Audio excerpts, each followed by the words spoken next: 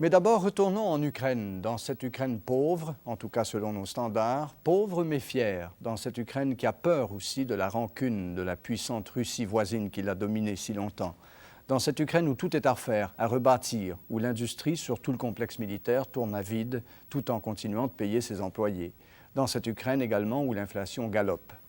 Évidemment, on ne revient pas d'Ukraine avec des certitudes, surtout quand on n'y a passé qu'une semaine. On en revient avec davantage d'inquiétude devant l'ampleur des défis qu'elle a à affronter et qui sautent aux yeux tous les jours. Vous allez le constater par vous-même dans ce deuxième reportage. Ils sont nombreux.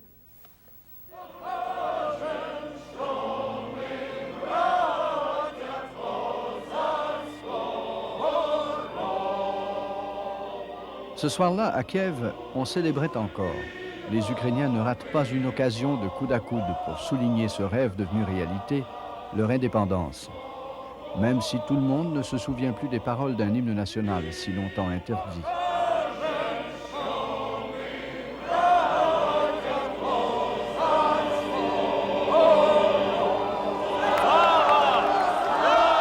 Slava, gloire. Les trois doigts levés symbolisent la Trinité, ou les trois régions de l'Ukraine.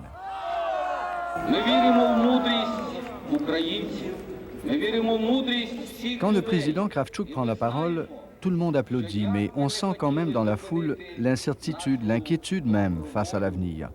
Parce que tout n'est pas réglé avec Moscou, loin de là.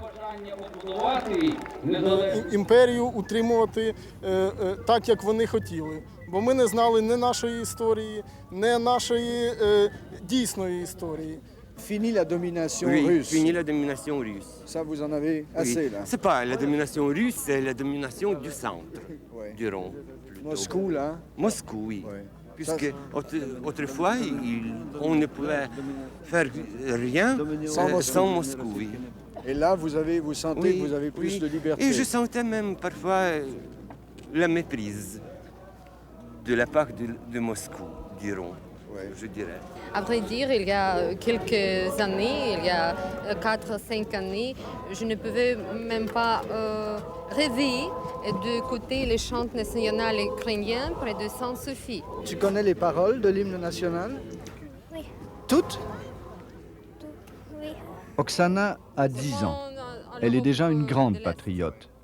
Sa mère, Natalia, est ukrainienne. Son père est à Montréal, où il complète une maîtrise à l'école des hautes études commerciales. Elle ne l'a pas vu depuis 1 an.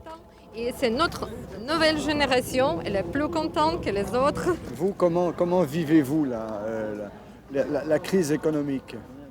La crise économique est difficile, mais ce n'est pas fatal, je crois.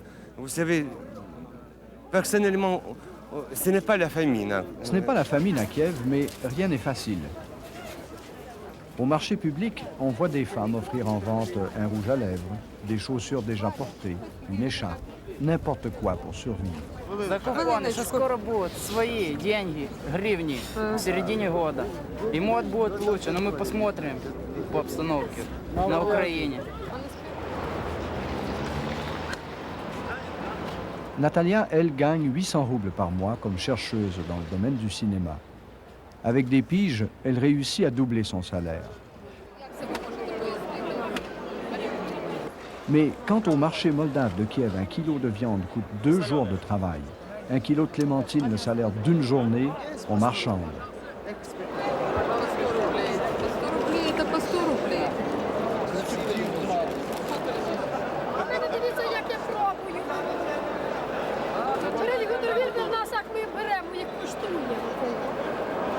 Presque tous les revenus de Natalia vont à la nourriture. Elle n'achète plus de vêtements, trop cher.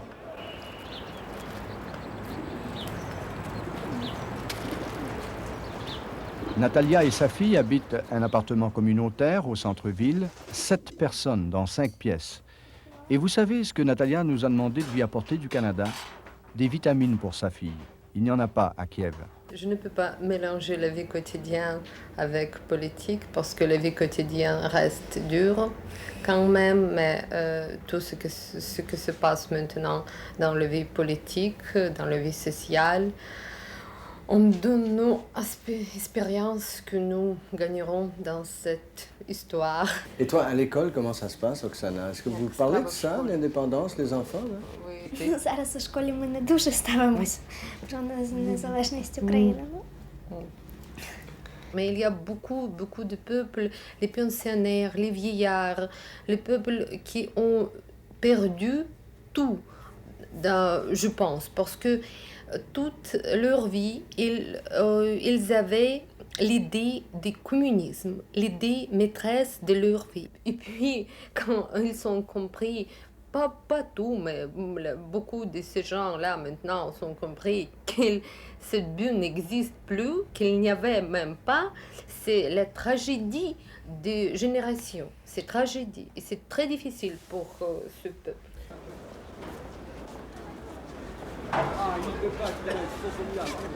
En Ukraine, l'économie est en lambeaux. L'inflation de 5, 6, 700%. Pour freiner cette inflation, les Ukrainiens misent beaucoup sur une nouvelle monnaie, la grivna, qui sera incidemment imprimée au Canada et mise en circulation dans quelques mois. Le chef de l'opposition au Parlement ukrainien nous a fait part de ses griefs contre le rouble. Якби у Єльцина не було друкарського станка, він би був спокійніший, то він друкує гроші, емісії робить. Les Staniuk est cinéaste et dramaturge. Son œuvre a longtemps été interdite. Il a même connu l'exil. Il a toujours lutté pour l'indépendance. Aujourd'hui, il lutte au Parlement pour l'unité ukrainienne. І я думаю, що незалежності України дуже допомагає сьогодні така активна шовіністична позиція деяких лідерів Росії, які повели активну пропаганду. Це об'єднує народ України.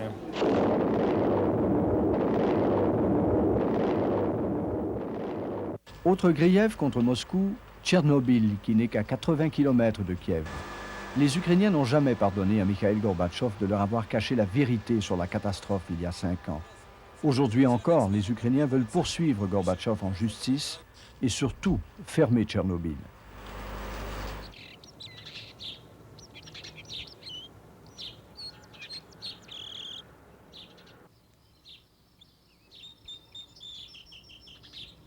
Je pense que c'était le Dieu qui a sauvé Kiev, parce que 3 premiers jours après la catastrophe, le vent était au nord.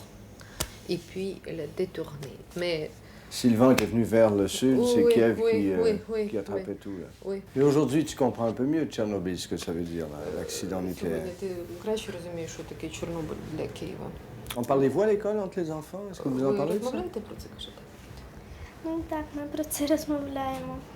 І сьогодні я вже краще розумію, тому що я, по-перше, виросла, а коли був взрив Чорнобиля, я ще зовсім не розуміла, що це таке. Cette tragédie de notre peuple, c'était le premier moment quand on a perdu pour toujours la confiance à ex-président de l'Union soviétique, M. Gorbatchev. On a perdu pour toujours. Georges Lashkevitch se souvient de Tchernobyl, même s'il n'avait que 6 ans à l'époque. Et chaque année depuis, ses parents l'envoient loin de Kiev pour un mois, loin des possibles radiations. Son père, Slava, est ingénieur et sera responsable du démantèlement du réacteur numéro 4 de Tchernobyl prévu pour cet été. Sa mère, Yelena, est physicienne. Et vous savez, l'explosion dans Tchernobyl, c'était le commencement de cette tragédie, je pense. Parce que les médecins très qualifiés ont dit que les grandes quantités de maladies, il viendra. Я думаю, що дійце ще аукнеться, так чи інше. Maintenant, il y a beaucoup d'enfants dans régions différentes de l'Ukraine et aussi dans Biélorussie. Beaucoup de gens des enfants qui sont nés avec les défauts. Те ж саме питання. Ну, у нас говорять дуже плохо, тому що у нас багато хто пострадав в класі, 2 дівчинки і 1 хлопчик. Et est-ce que le réacteur est refroidi maintenant? Le réacteur qui avait explosé là, est-ce qu'il est refroidi? Частично. En moitié. Ну, є частини, які охололи, А є частини, які ще гарячі, а взагалі немає доступу. І Цього ніхто не знає, напевно. напевно не знає, знають тільки поле температур над ним. Est-ce que tu veux quand même vivre toujours à Kiev? Ти хочеш жити в Києві? Так. Ouais. Slava travaille aussi à l'Institut de recherche Polygone. Polygone expérimente des façons de recycler le matériel militaire. Dans la campagne près de Kiev, la carcasse d'un MiG que Slava et son équipe vont bientôt faire exploser.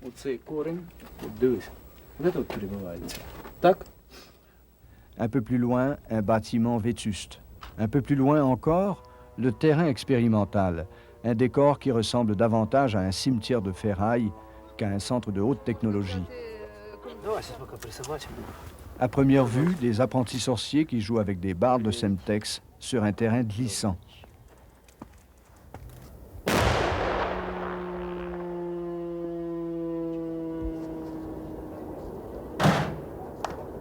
Au lieu de fondre le métal des anciens MiG ou des vieux chars d'assaut, Slava et son équipe ont découvert qu'on peut le réduire en miettes en le faisant exploser, un procédé beaucoup moins coûteux.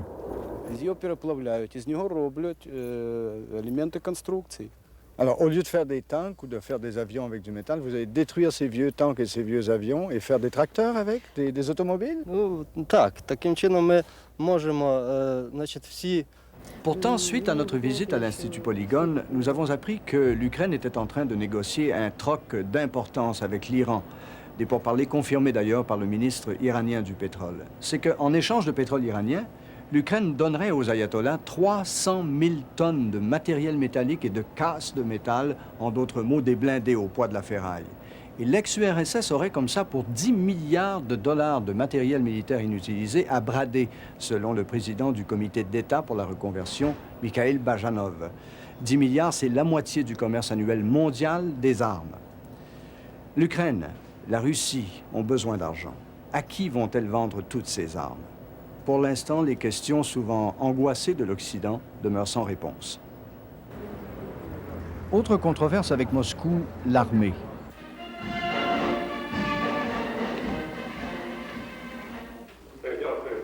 Boris Yeltsin veut une armée communautaire, Kravchuk n'en veut pas. Il tient à une armée ukrainienne.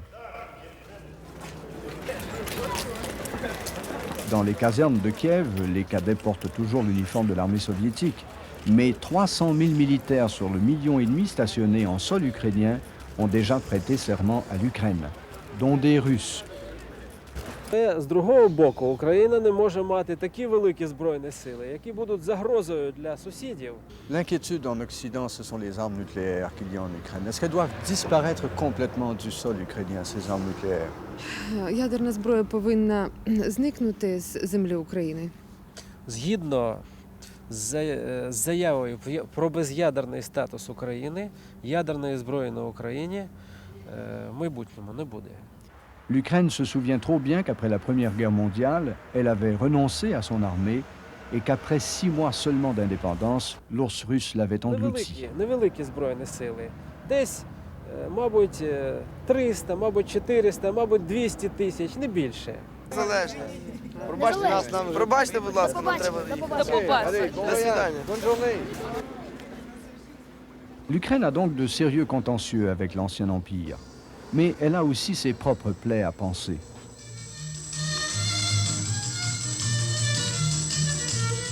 Beaucoup d'Ukrainiens, par exemple, ont collaboré avec les nazis en 1939-1945. Aujourd'hui, l'Ukraine fait acte de contrition à l'égard des Juifs. Tevir Tevel, pièce d'un auteur juif ukrainien, Shalom Aleichem. Et pour bien faire passer le message, le président Kravchuk assiste en personne à leur présentation.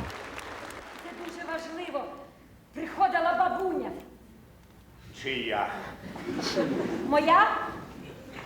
Твоя бабуня померла ще 20 років тому.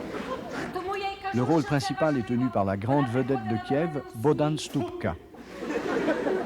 Nous avons rencontré Bohdan Stupka avec la vedette féminine de la pièce et le metteur en scène. П'єси не можна було ставити, тих п'єс тільки такі можна було ставити, а зараз можна ставити абсолютно все, що хочеш. І ця біль, коли відривають людини від своїх коренів, Насильно. насильно відривали, Так, і євреїв в як тому всі числі відривали. І вона стосується всіх, і вона стала така не тільки локальна для, так би мовити, для євреїв, а для усіх людей, які проживають на території. En terminant, juste pour que je comprenne mieux un petit peu l'humour, l'âme ukrainienne, parce que l'humour fait partie d'un pays, racontez-moi une blague ukrainienne. Про кума хіба що розказати? Який? Якщо народ вміє посміхатися над своїми недоліками, то це живий народ, і тільки такий народ може вижити. Так що в цьому це така преамбула. А що саме це для того, щоб ти придумав якраз за той час. Є такий, значить, напис на могилі епітафія. Напис на могилі на кладовищі епітафія. А тепер ти переконалась, що я був дійсно тяжко хворий. Voilà donc l'Ukraine que nous avons vue, avec ses gens, leurs espoirs et leurs inquiétudes, mais surtout leur fidélité aux traditions et à la culture ukrainienne et leur détermination à les sauvegarder.